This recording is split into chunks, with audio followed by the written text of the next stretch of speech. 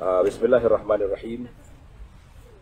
Alhamdulillahirabbil alamin wassalatu wassalamu ala rasulirabbil alamin nabiyina Muhammad wa ala alihi washabihi ajma'in wa ba'd. Haji dan hajah sekalian, Assalamualaikum warahmatullahi wabarakatuh. Alhamdulillah pada pagi ini hari apa ni? Selasa 27 Zulhijjah 1443 bersama dengan 26 Julai 2022 kita berkumpul di kebun kurma Majid Al-Majid. Salah satu daripada kebun kurma yang dijadikan destinasi pelancongan, beli tamar dan berehat-rehat di sini para jemaah haji dan juga umrah. Jadi alhamdulillah sempena dengan kita berada di kebun ini, ada jemaah yang masih membeli, ada jemaah yang sudah membeli, ada yang tak beli pun, makan free, macam-macam ada. Makan free pun ada. Dia kata makan boleh, buat balik tak buat balik kena beli. Makan je lah. Jadi alhamdulillah saya sudah tengok tadi nama-nama kurma yang duduk sebelah kiri tu daripada bermula dengan Ajwah, lepas tu nama dia Barni, Safawi, Shalabi. Itu nama-nama kurma Madinah. Mana kita duduk Madinah ni, keberkatan bumi Madinah tu boleh diambil melalui buah tamar yang tumbuh di bumi Madinah. Nabi sebut dalam hadis khairu tamaratikumul barni. Sebaik-baik tamar kamu ialah tamar barni. Dia menghilangkan penyakit dan dia tidak ada penyakit. Yang masyhur tamar Nabi. Hanya tamar Ajwah yang dipopularkan sebab harga dia mahal. Tapi tadi saya tengok buahnya baik, rasa apa ni tak keras. Harga RM40 sekilo, kira murah tu. Boleh beli banyak-banyak. Balik bagi ke keluarga, pakat makan. Siapa dia makan 7 biji sepagi, 7 biji man tasabbaha. Pagi-pagi kita makan 7 biji Ajwah. Jadi dia tidak menghilang, dia akan tak kena racun. Kalau orang racun kita hari tu tak jadi. Kalau orang sihir pun tak memberi kesan. Lepas tu jemaah tanya, dia kata ustaz, macam mana kita nak pasti ori tak ori? Saya kata mudah ha. Ni ayat Quran ni jangan buat mati. Beli makan 7 biji, teh kacau sikit. Kalau tak jadi tu ialah ori. Kalau jadi kubur lagi saya. Jangan tu cari pasal lah. Nabi sebut tu kita yakinlah insya-Allah ada khasiat, ada kelebihannya sendiri yang disebut oleh Rasulullah sallallahu alaihi wasallam. Baik, sebelum kita sambil kita menunggu, kita beri peluang kepada haji dan hajah untuk bertanya. Soalan yang pertama daripada Haji Rahmat, sebelah kanan saya, dipersilakan. Assalamualaikum warahmatullahi wabarakatuh. Selamat tengah hari Ustaz. Terima kasih banyak bagi peluang untuk saya bertanya kepada Ustaz. Kita baru saja tadi melawat Jabal Uhud. Okey Ustaz, saya ada baca artikel berkenaan dengan Jabal Uhud. Satu Ustaz mengatakan pernah Nabi sallallahu alaihi wasallam pernah pijak Jabal Uhud bersama Umar dan Saidina Abu Bakar. Kemudian Jabal Uhud tu dia bergegar. Apakah benar cerita itu Ustaz? Satu.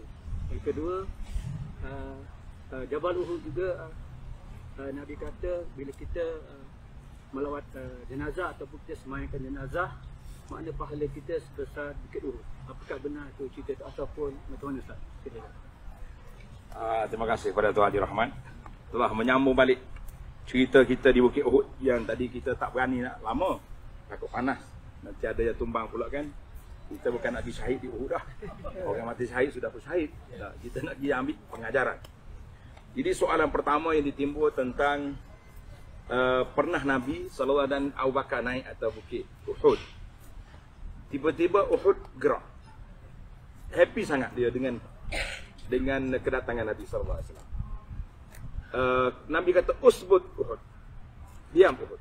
Di atasmu ni ada Nabi dan 2 orang syahid, 2 orang sahabat yang besar. Maka itu di antara kelebihan Bukit Uhud lah. Satu. Yang kedua tadi soalan tentang kelebihan solat jenazah.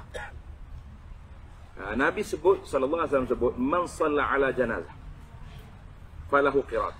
Siapa dia solat jenazah, dia boleh pahala sebesar bukit. Siapa dia ikut sampai kubur, boleh 2 bukit. Ada riwayat kata Jabalaini azimain, 2 bukit yang besar. ada riwayat yang menamakan seperti Bukit Uhud. Bukit Uhud ni tuan-tuan tengok dalam buku sejarah Madinah. Ada buat buku sejarah Madinah. Boleh pinjam kejap. Kalau dia khatam baca belakang dah. Apa belakang? Bagus. Ajah kita ni masya-Allah dia khatam. Depan ni kita kena tanda tangan lik pakai pula ni tanda dia baca buku. Tanda khatam dah. Dan Bukit Uhud ni panjang dia 6 km. Lebar dia setengah kilometer. Lebar dia tu ada yang 2 kilo, ada yang pentingnya besar. Nabi kata siapa dia solat jenazah, solat yang paling payah sekali. Payah ke mudah? Mudah kata ramai tak pandai solat jenazah. Tu kita kata payah tu. Biasa dia akan pergi orang kampung lah dia pergi kat ada jenazah dia tengok. Bila nak solat ni? Pukul 10 dah. Pukul 9 dia mula nak lari balik. Macam-macam alasan dia, kejanji kawan lah. Sekali saya duduk kat jenazah. Kata, mana cik? Tak balik luar kotor. Saya kata tak apa, cari kain pakai. Dia ni tinggal ke piok. Orang tu ambil piok saya. Saya tak pakai hari ni. Akhir kali bila kita pegang tanya sungguh-sungguh, tak pandai nak solat jenazah. Kata ruginya lah solat tak ada rokok, tak ada wujud, tak ada kunut, tak ada semua ni. Tiba-tiba kita tak pandai. Rugi sangat-sangat kita rugi. Sebab kita tak pandai. Solat jenazah dia boleh pahala sebesar Bukit Uhud. Pergi ikut sampai kubur, 2 bukit.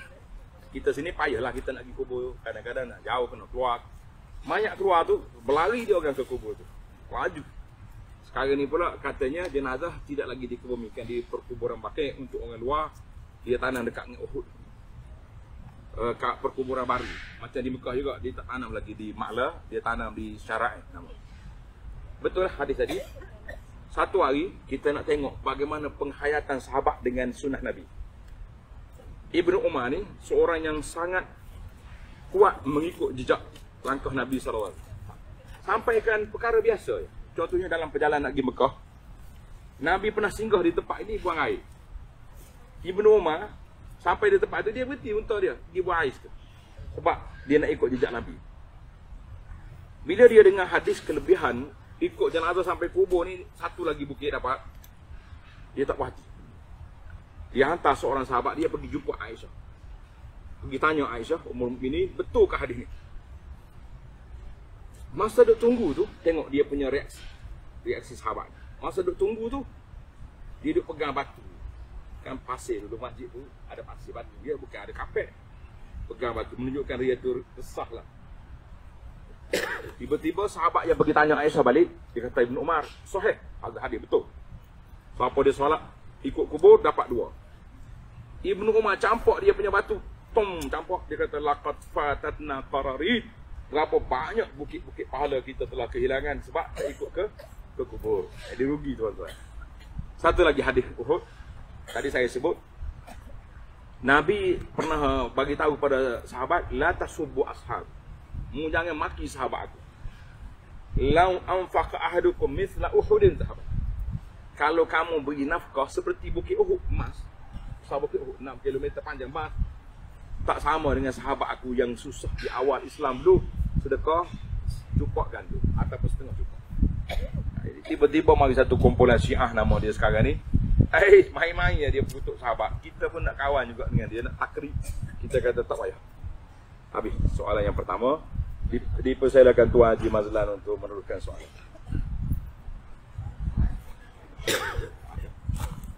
Apa tanya Pak? Tadi ada soalan dia. Ada. Kita soalan. Nak tanya soalan, buat doa Ustaz. Silakan. Ada yang kita apa perlu angkat tangan. Kalau ada kategori macam mana Ustaz? Yang angkat tangan macam mana, yang tak angkat tangan macam mana? Soalan Tuan Haji Mazlan. Kita ada 3 Mazlan ni. Tuan tengok ni. 3 Haji Mazlan. Mazlan Jaafar, Mazlan Hashim, Haji Mazlan Mansur. 3 Mazlan ni ada 3. Main-main. Ada guru dia hidup belakang Haji Mazlan 3 orang. Mari. Boleh perkenalkan sikit. 3 Mazlan ada tahun ni. Ceria-ceria belakang. Alhamdulillah. Alhamdulillah, Haji mabrur insya-Allah.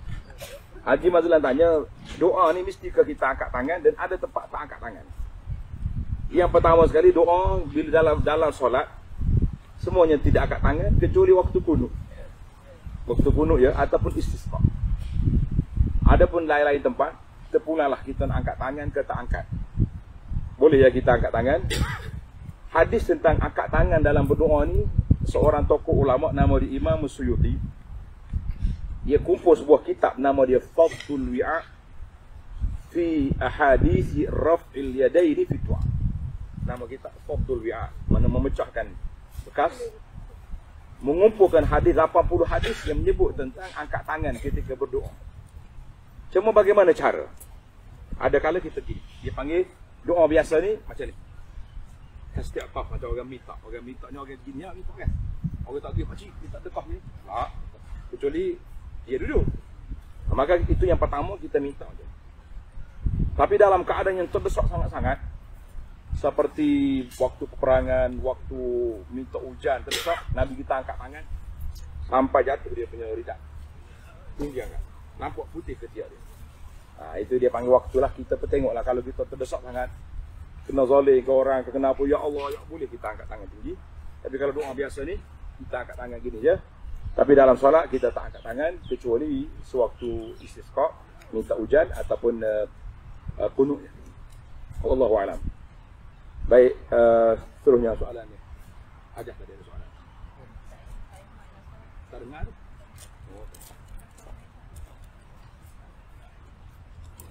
Bismillahirrahmanirrahim. Assalamualaikum Ustaz. Soalan saya berkaitan dengan soalan solat-solat jamak kita. Solat jamak. Jamak sama ada kasar ataupun tak kasar tak kisahlah, tapi berkaitan dengan jamak. Sekiranya kita nak bermusafir, contohnya zuhur ke asar, kita keluar dari rumah azan dah azan, tapi kita tak solat lagi di rumah dan kita keluar, lepas tu boleh tak kita solat jamak zuhur dan asar? Soalan daripada hajat kita ni iaitulah tentang kita nak musafir. Contohnya saya daripada Kuala Kerai nak pergi ke Kuala Lumpur, KL. Kita nak keluar zuhur dah, nak keluar pukul 2 lah kita kata, tapi kita tak solat zuhur lagi. Boleh tak saya teruskan perjalanan sampai di Gua Musang, kita pun solat jamak zuhur dan asar? Jawabnya boleh.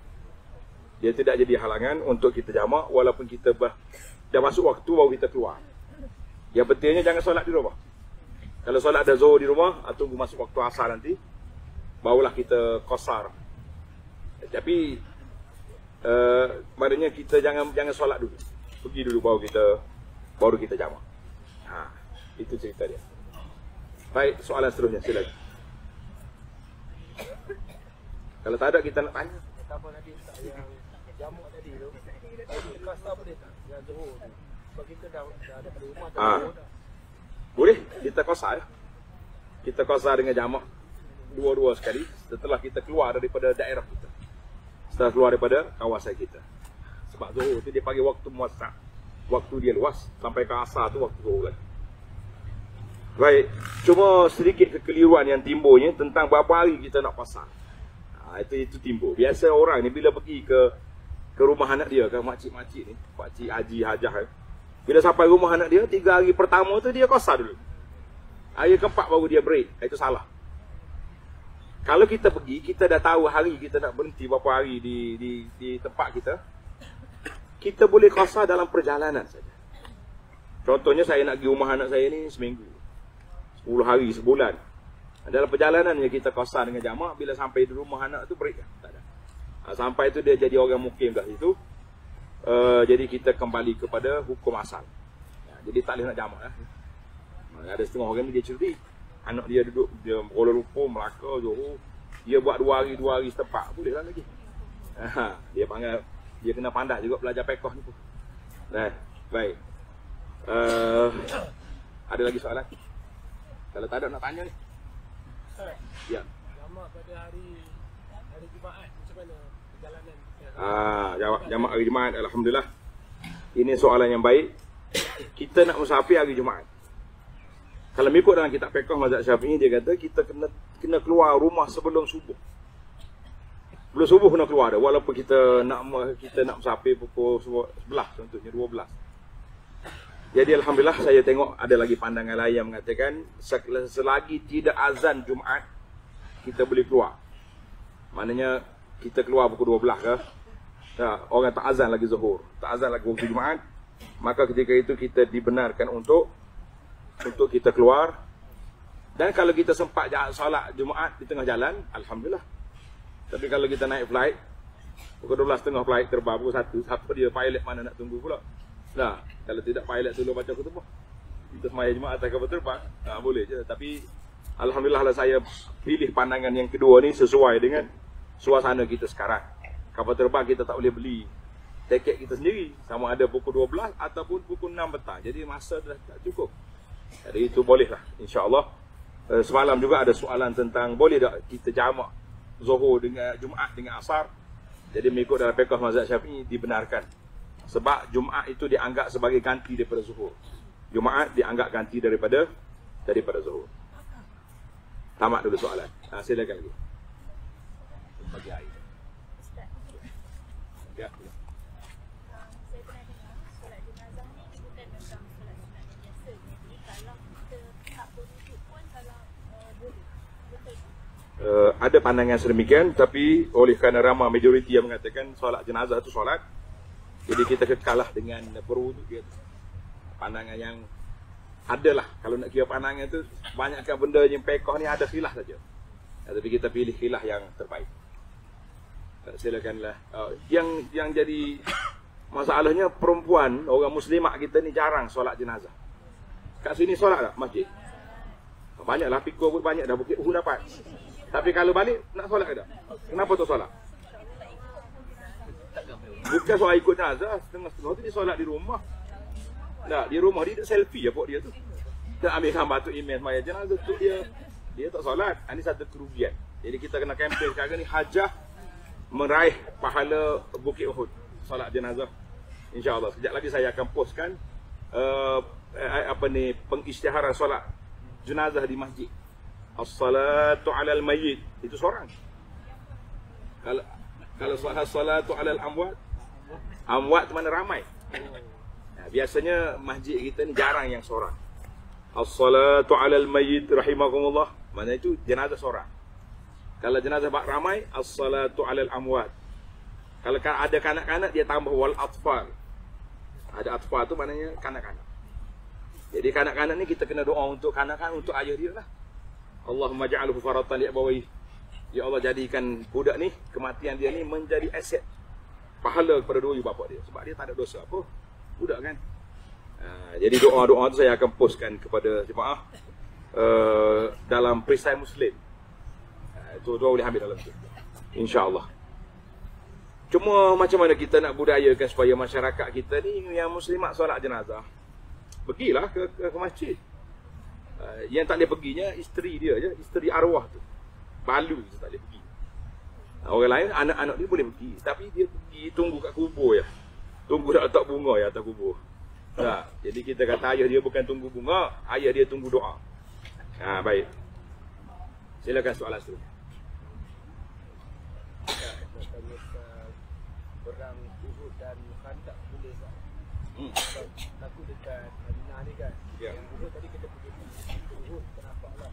Itu yang Khandaq ni dikatakan Farid digali di antara bukit dan bukit keliling Madinah. Jadi rosak pada Madinah ni sangat besar. Adakah dia memang keliling tu ataupun dan bukit yang lagi satu pun tak tahu yang nomor satu yang dia katakan. Okey, tak dengar soalan dia. Beri hadilan. Ulang balik soalan. Assalamualaikum Ustaz.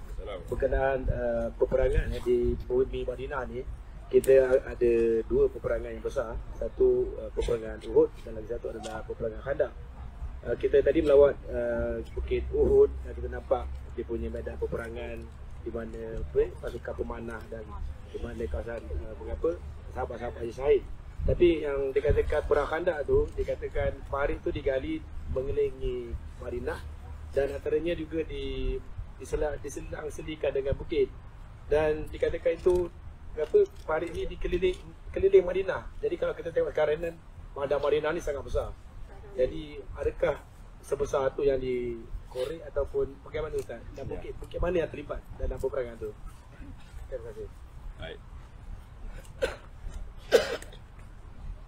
Terima kasih kepada Tuan Haji Mazlan Mansur kerana membuka balik soalan kita tadi. Sebelum saya jawab soalan ni, pihak urus dia tengok dulu bah nak jalan ke tak lagi tu.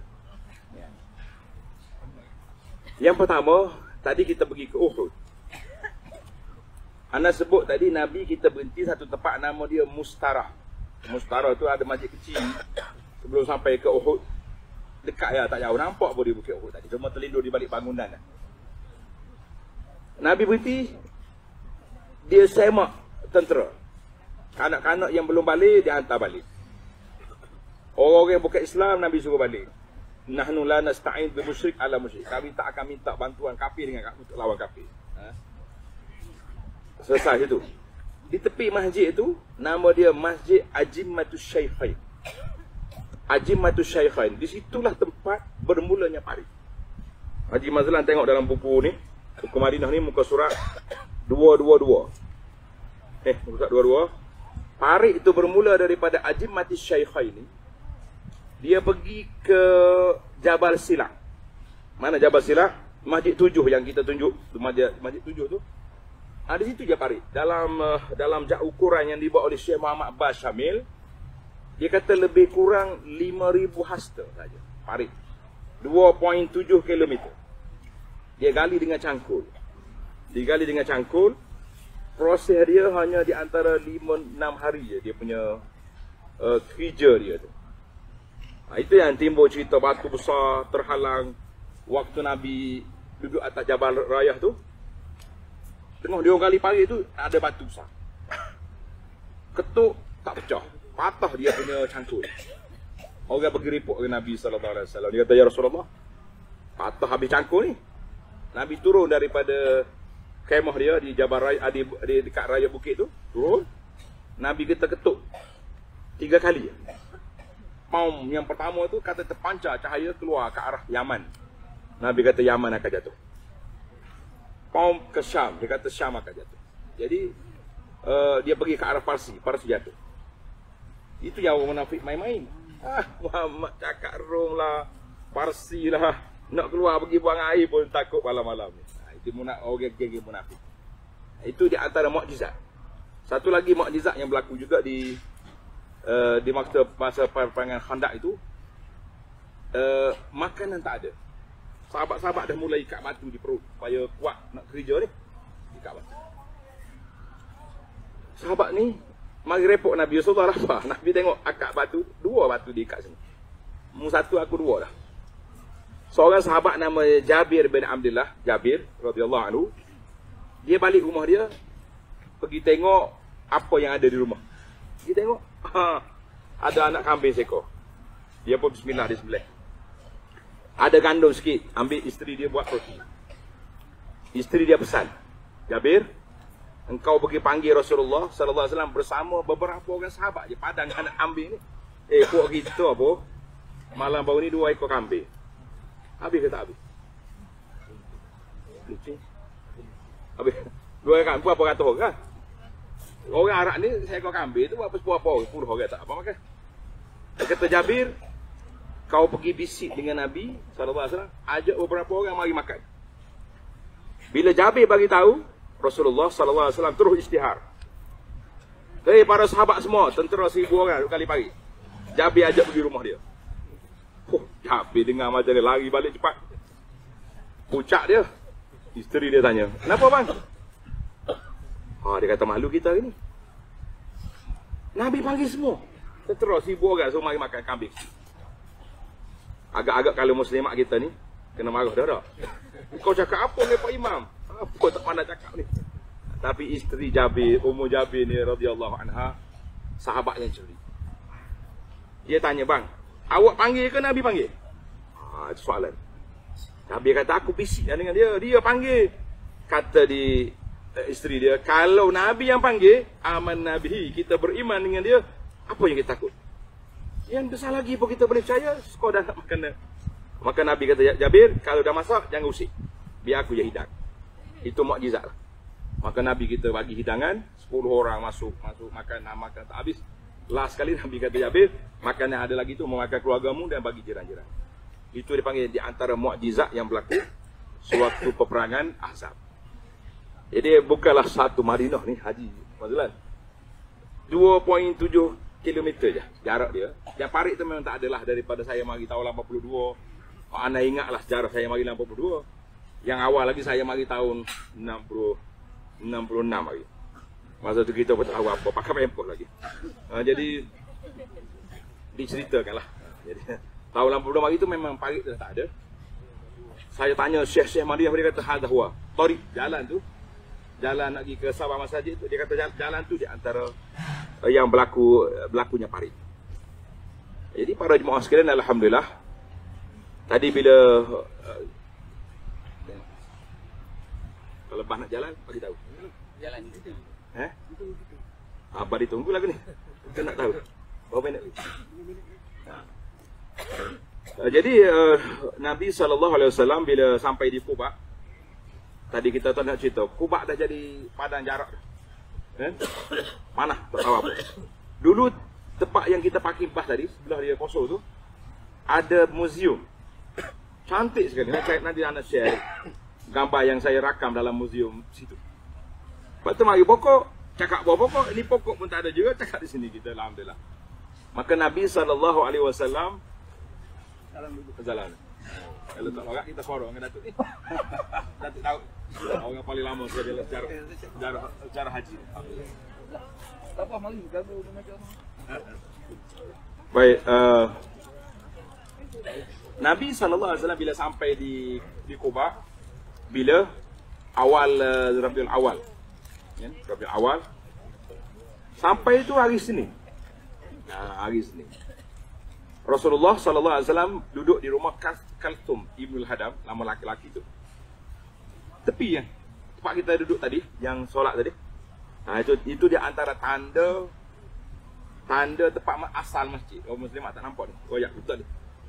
Tunjuk gambarlah kat dia. Nabi bina masjid, dia bina dengan batu tama, dengan tanah-tanah liat tu. 4 hari, Isnin, Selasa, Rabu, Khamis. Hari Jumaat Rasulullah SAW nak keluar daripada Madinah, nak keluar daripada Quba, nak pergi ke bandar Madinah. Dia naik unta dia, jalan dah lebih kurang 500 meter, masuk waktu Jumaat. Maka Nabi kita berhenti solat Jumaat di situ. Itulah solat Jumaat yang pertama berlaku dalam sejarah Islam. Solat Jumaat di mana? Di nama dia Wadi Ranauna. Siapa boleh sebut nama wadi? Wadi Ranauna. Hijab buat ni boleh sebut nama.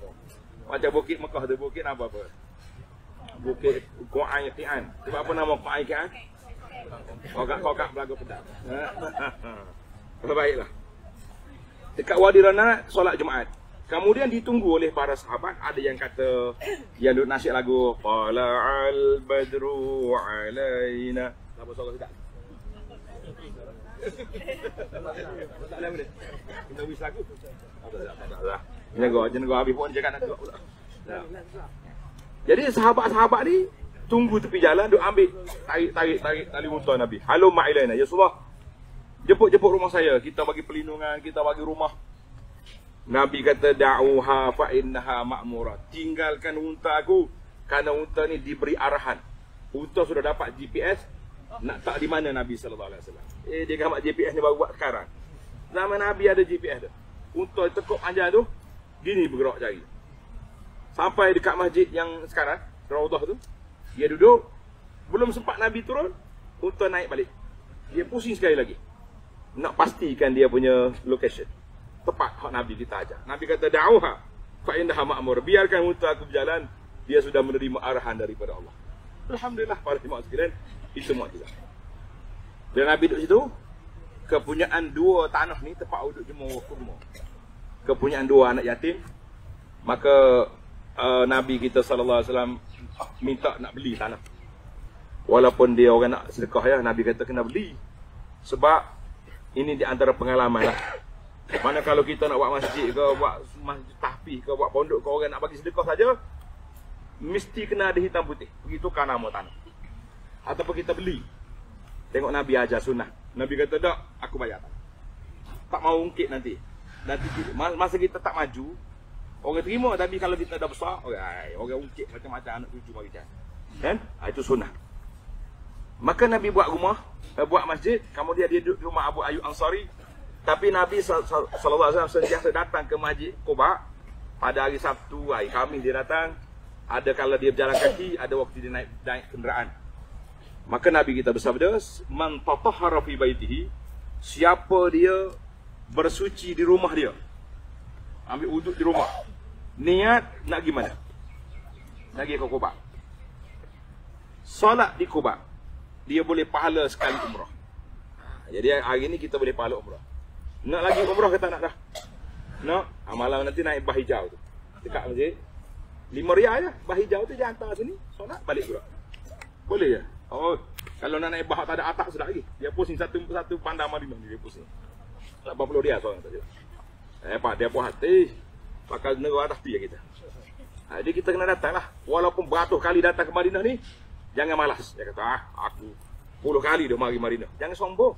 Nabi setiap minggu pergi ke Quba. Takkanlah kita mari setahun sekali, 4-5 tahun sekali tak mau pergi. Nah, kita pergi. InsyaAllah kita dapat pahala sekali umrah. Satu peristiwa lagi. Kau panas tak? Nak lagi? Kita apa kita? Belakang dah kita ni. Nah. Satu hari Nabi kita datang ke Quba.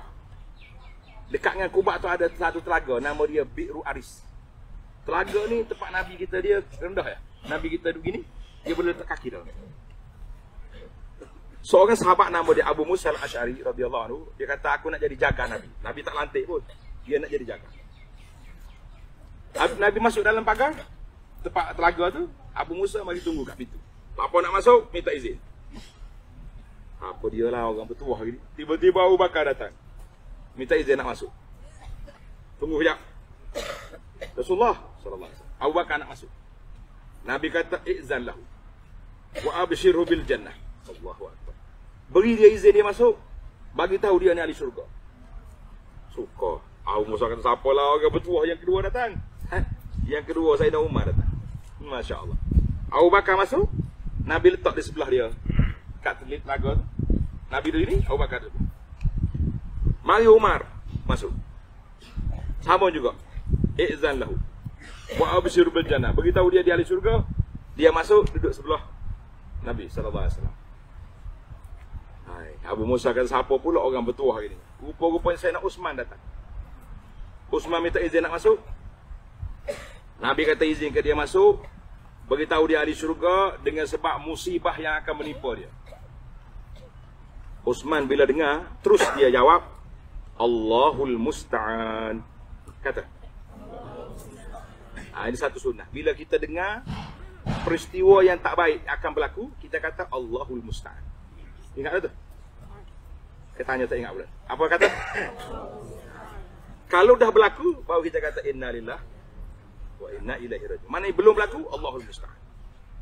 Ya, bila sebut Sayyidina Uthman masuk, tempat telaga dah penuh. Dia terpaksa kena duduk di sudut lain. Itulah kata orang takwil kepada kubur Nabi, Sayyidina Abu Bakar, Umar duduk mana? Ada tempat dalam raudhah tu. Sayyidina Uthman di mana? Bakar. InsyaAllah besok kita melawat. Ali? Siapa dia tahu kubur Sayyidina Ali duduk mana? Siapa dia tahu bijak Mana? Siapa? Dia tu. Siapa tahu? Tak pernah tanya pada demo ni subuh Sayyidina Ali duduk mana. Dia tahunya kalau bunyi Al-Khalifatur Rabi'atu Ali Abi suka tu tak? Nak Abi dah tarawih. Cendol nak bagi dah tahu. Tak tanya, tak pernah tanya. Sayyidina Ali dibunuh di Kufah. Di Iraq, kubur di sana dibunuh oleh Ibnu Al-Muljim. Seorang pemberontak bunuh Sayyidina Ali. Sayyidina Umar dibunuh oleh Abu Lu'lu'ah Al-Majusi dalam Masjid Nabi. Sayyidina Uthman dibunuh oleh pemberontak di rumah dia dekat dengan Masjid Nabi. Ini mari inilah ditakwil para sahabat mengatakan 3 orang duduk sini. Sayyidina Uthman dia duduk jauh dalam telaga, dia pun kubur dia jauh sikit.